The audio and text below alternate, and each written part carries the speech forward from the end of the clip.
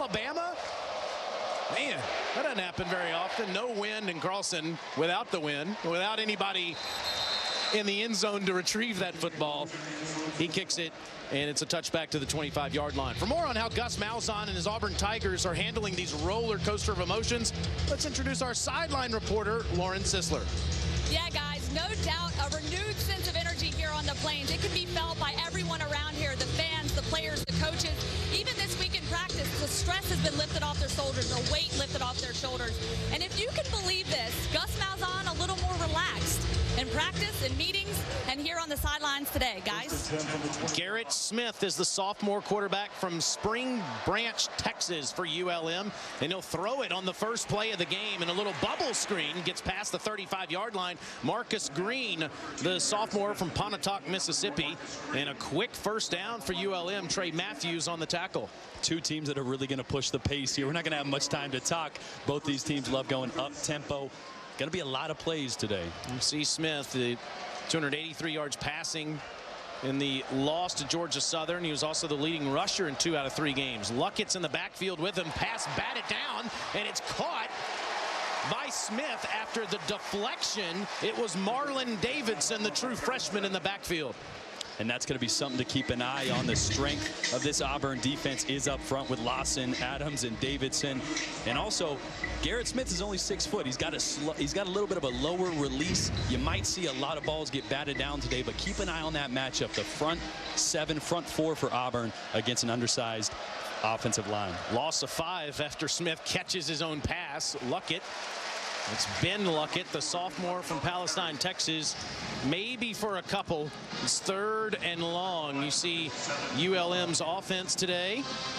Garrett Smith will try to be Mr. RPO, run pass option, for Matt Viator, the first-year head coach at ULM. And boy, in the last 2 games, his coach Viator's team struggled on 3rd down. 5 of 26 in that department.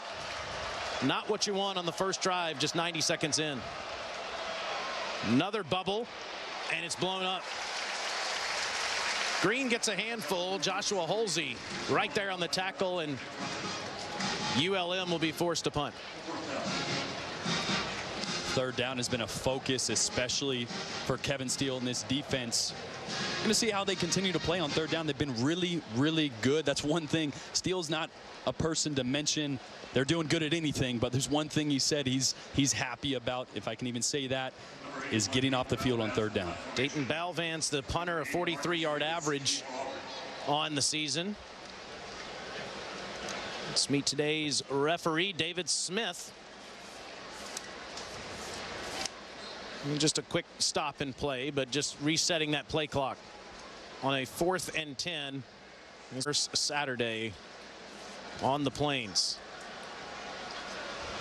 Marcus Davis has only returned 2 punts this year, and he won't have a chance here as it rolls out of bounds. Make it 106. Doing it with his feet. Can we hope that Daniel Carlson doesn't hit anyone in the face with a football over the end zone today? There's Marcus Davis. He's been back there a bunch this year, only had a chance to return 2 of them, and he'll get a chance here. Best punt return of the season in ULM territory, still dancing around and tackled down. Make it 56 yards. And that is partially blocked at the line. He says the most inexperienced he's ever seen on a football team, but is embracing the challenge. That punt stays in the air forever and takes a ULM bounce down to the 9-yard line. And then changed his number from 11 to 86 today. Total yards for Auburn. 12.5 minutes into the game. Carlson each time. Number 6. Makes sense if you see all the numbers his defensive backs have. Another punt here that's fielded by Davis. Spin move doesn't work, and he's collected immediately. Make it 108. Allows you to see the game with broader strokes, allows you to have direction and focus as a leader. Putting a knee on it is Trey Perrier. Cerebral quarterbacks.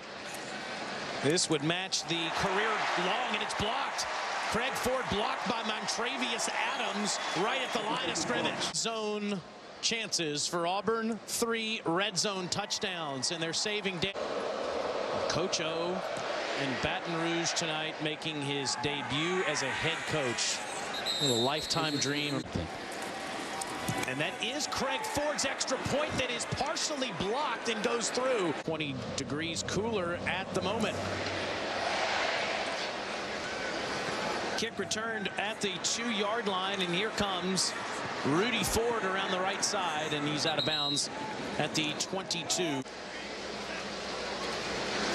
5 consecutive. What it's like when there's tight coverage. I want to see what it's like and what it's going to be like for the rest of the year. Carlson, as usual, kicks it through the end zone.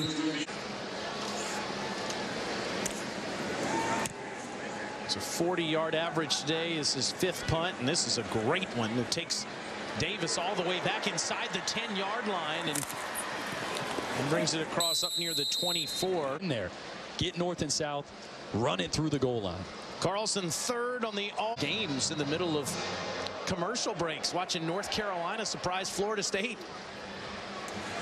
If you're not careful, you'll watch the whole game through that thing up there. Schedule, though, certainly with some in-conference road games ahead. A 43-yard average today by Balvance, and Marcus Davis. I thought they were going to rest Daniel Carlson today. John Franklin showing off some Lamar Jackson type speed from the quarterback spot, taking it 80 yards. Extra point. Carlson. That show with a grain of salt and how they portrayed Franklin. I loved hearing what you just said, what Lashley said about Franklin, the teammate he was, the leader he was. They have the utmost confidence in the fact that he could lead this team. Before they start playing a bunch of Sun Belt teams in weeks to come, they will host Idaho next week, then have Texas